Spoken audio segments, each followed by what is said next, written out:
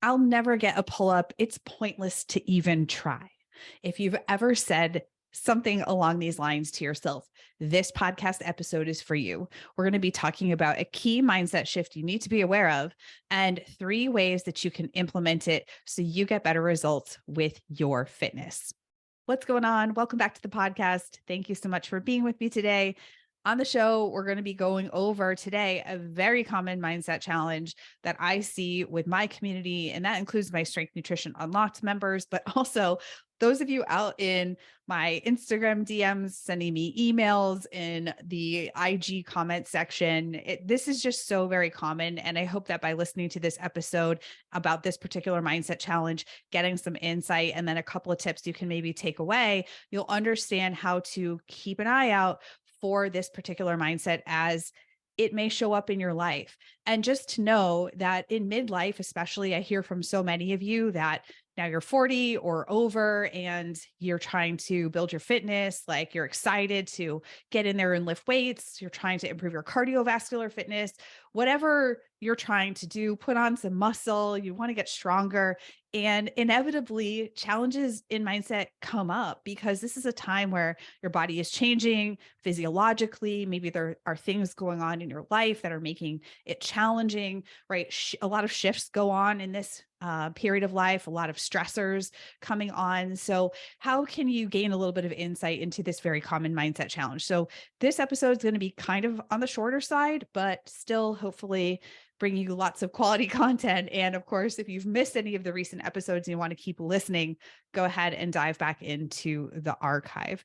Before we dive in, if you listen to this episode and you're like, okay, I am ready to get to work. I want to take my strength, muscle, energy, and performance and take it up a notch. I want to take it to that next level. I want to feel like a badass, but at the same time, do it in a way that works with my physiology as an athletic woman over 40 with coaching and community support. Then go ahead and check out Strength Nutrition Unlocked. This is my group program. We're going to lay out the framework for you and guide you as you implement and really customize it to all the things that you're doing, your preferences, your likes, and the places you want to go with it. Then go ahead and get on board. You can start your process by submitting an application at stephgaudreau.com/apply. We would love to hear from you and see you inside the program. Okay, so today we're going to talk about fixed mindset. And I gave you an example at the top of the show. I hear this all the time. I'll just never get a pull up. Like, why bother trying? And it's just one tiny example of other types of fixed mindsets that do occur in the realm of fitness. Quick disclaimer before I go any further, I'm not a psychologist, nor am I a mental health professional. I am a sports nutritionist and a strength coach, and somebody who's worked with thousands at this point of women on topics where mindset does intersect. I also happen to have recently pursued health mindset coaching certification so that I can really take my skills in this area to the next level and serve my clients a lot better. So this is really top of mind, but truly every client that I interact with, whether it's my Strength Nutrition Unlocked members or my one-on-one clients, mindset is at some point going to come up because as you work toward achieving your goals in fitness and strength, you're trying to fuel your body in a way that supports performance. You need to do that by showing up consistently and implementing new behaviors. You'll probably work on forming new habits, which is a great thing, and making different choices. And all of that is influenced by mindset. Now, there's far more to the topic of fixed and growth mindset than I'm going to talk about here on this episode, but suffice to say, it's worth checking out. And if you want to go a little bit deeper on this topic of mindset and fitness, I really encourage you to check out the masterclass that I have on this. And you can find that at stephgaudreau.com/masterclass.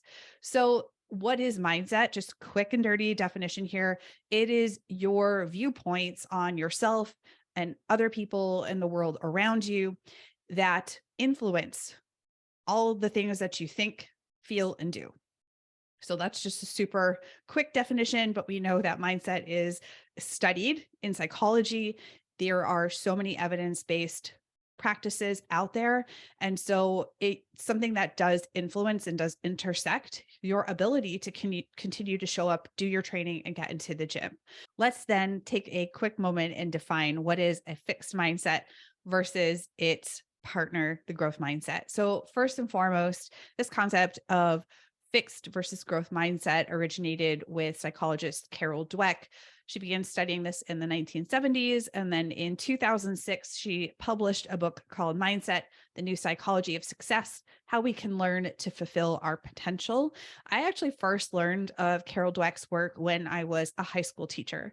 So this takes me back quite a few years to being in the classroom and really trying to understand how students learn and how we can use the concept of growth mindset to help our students. Now, it turns out that this concept has now been applied to lots of different areas, including fitness. So, what is a fixed mindset?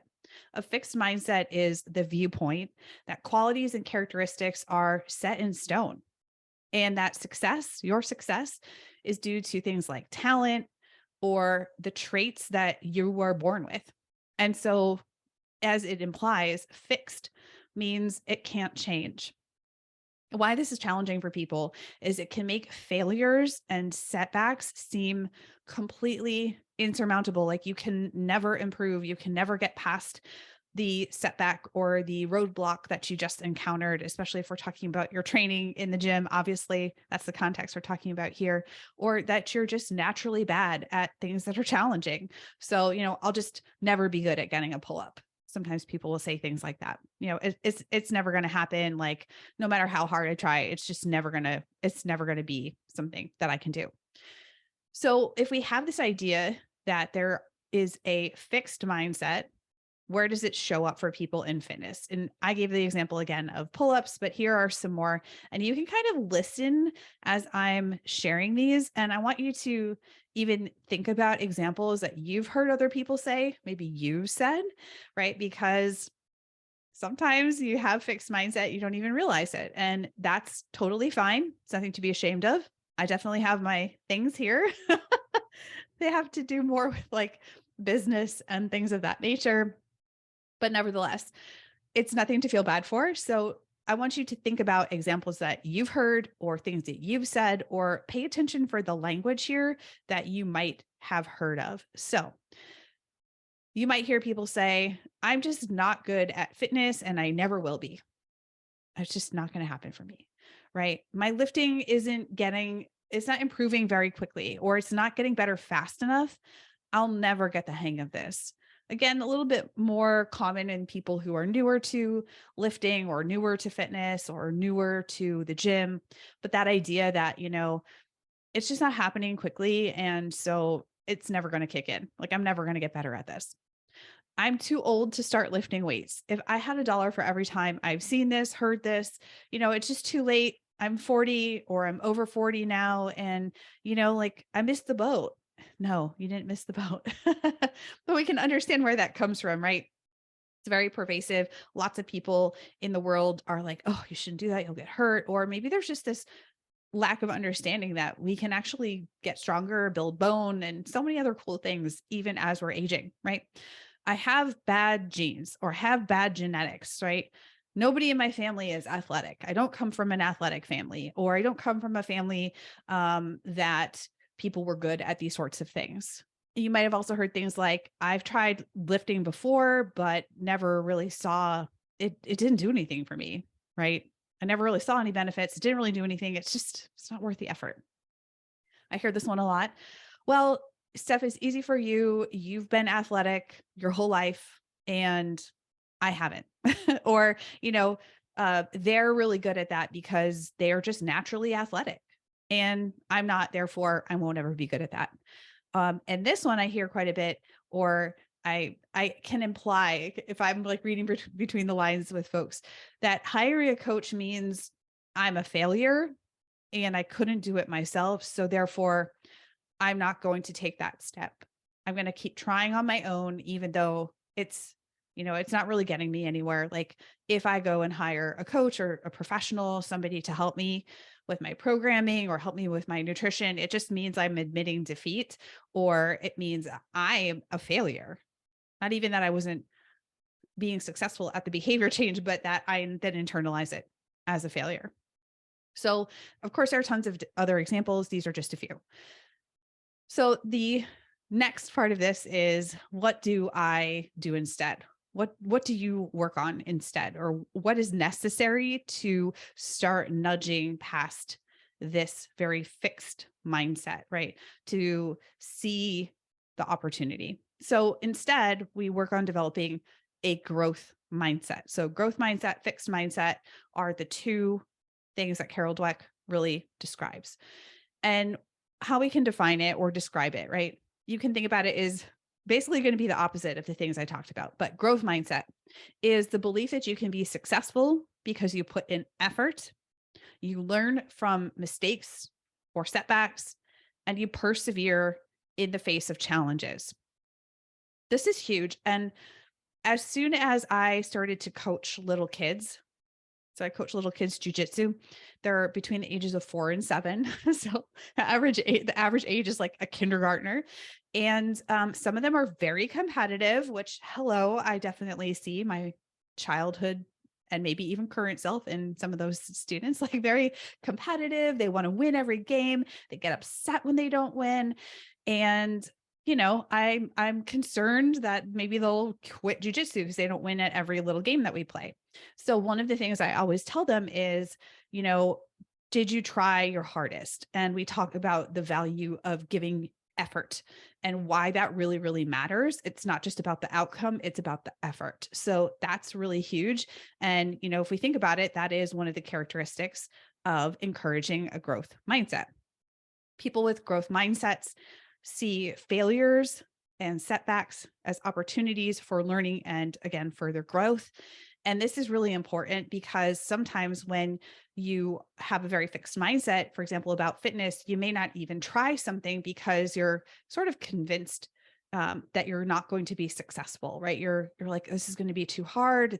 And that's the great part about fitness, is that we know if we stretch ourselves a little bit, that's where the magic is. The growth literally is in picking up that slightly heavier set of dumbbells or whatever that thing is. Recently, I was reviewing one of my clients' exercise logs, and she wrote something like she picked up the 35-pound kettlebells just to see what would happen. And then she's like, turned out it was too heavy. So I went back down. And I was like, that's huge, because you went to the next challenging step, right? The next challenging weight. You tried it out, even though it didn't happen yet, right? So you picked up the heavier set of weights to try what would happen and see what would happen. That right there, like taking that challenge on, is how we get stronger. If we think about it from a physiological level, or how we become more fit, or how we become more, we improve our capacity, we improve our endurance, for example, is that we progressively do harder things. We recover from them, of course, and we eat an appropriate amount of food, which is a completely other podcast, as you know. However, if we don't ever step up and accept challenges because we don't think we can be successful, or we don't think we can win at that thing, then we may see that it's a lot harder to reach our fitness goals, for example.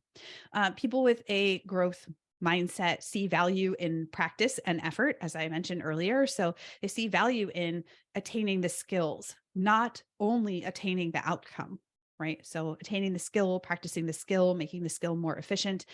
And they appreciate the opportunity for feedback as a chance to improve. This one is really hard, I will admit. Sometimes hard for me as well, but they see feedback as a chance to improve, not something like a personal attack, right? They seek out challenges and new experiences. So think about in fitness, with your lifting, with your cardio, with whatever skill you're trying to acquire, maybe you're trying to improve your mobility. How can you leverage this idea of growth mindset to further your goals in these areas? So here are 3 examples of things to think about. The first one. So what do we do? We're like, okay, I realize I have a little bit of a fixed mindset here. How can I nudge in the direction of a growth mindset? There are so many examples of this. I have only scratched the surface, but here's some takeaways for you. Number 1, look for examples in your life where you've actually shown a growth mindset, because chances are you're not just only one way or only the other. You're not only having a fixed mindset about every single thing in your life, neither do you probably have a growth mindset about everything in your life. It's all about nudging toward that direction. So is there a challenge? Is there something in your life that you've learned something you've improved, where you have displayed a growth mindset, you have displayed tenacity, you have learned from your mistakes, you have noticed the value of feedback from others, you have continued to put in effort, right? You have believed that it wasn't just something you were born with. So think about an example where you've displayed that growth mindset, and how can you leverage that, right? Leverage your strengths, not just always trying to fix your weaknesses. Reframe challenges as opportunities. What is the opportunity here? And I think this is really important. And when we have students come into Strength Nutrition Unlocked and they go, before they even go into anything regarding nutrition or lifting or recovery, right? Any of that, we start with mindset. And it's really about looking for the opportunity. What is the opportunity here to change something? And the third one is to collect evidence of your progress on a regular basis. This could be so many things, but in the context of lifting, it could be something like, am I recording my workouts? And maybe it's not always the reps and the sets and the weight that I used, but how did it feel? I know that there's some colleagues of mine where I think it's Allison Tenney, shout out Allison Tenney, where clients use an emoji sometimes to just say how the workout went. So some kind of auto regulation, or maybe even taking video of yourself, right? Video is hugely powerful, and it's a great way to notice what's improving or what's changing as you continue to lift, right? Maybe you're showing more control at end range when you do a squat. Maybe you're noticing that your overhead presses are so much smoother. Maybe you're noticing your mobility is increasing. Maybe you're noticing that you're getting lower on your squat. I mean, there's so many options here. You don't have to collect data on every single thing, but it can be really powerful evidence of how you are continuing to actually stay in the process and give consistent effort, not just get the outcome-based goal, but also to engage in the process, right? To keep implementing the behaviors over time. That is really what matters. So if you're not collecting any evidence of your progress, it can feel like you're not making any progress, especially if you're sort of not aware of what your goals actually are. And that's a whole other conversation altogether. All right, let's summarize this episode. You learned what is a fixed mindset and what are its characteristics. Then we defined what is a growth mindset. We also looked at some ways that a fixed mindset might show up in training or with fitness. And there's so many other examples that we didn't even touch on with nutrition and recovery and all of the other pieces.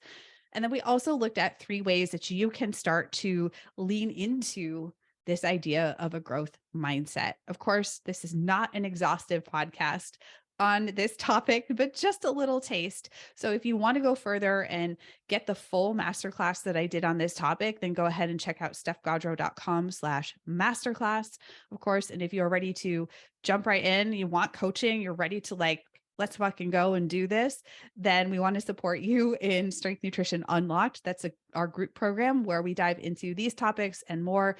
So go ahead and check that out at stephgaudreau.com/apply. Finally, hit that subscribe button on your favorite podcast platform. It really does help so much.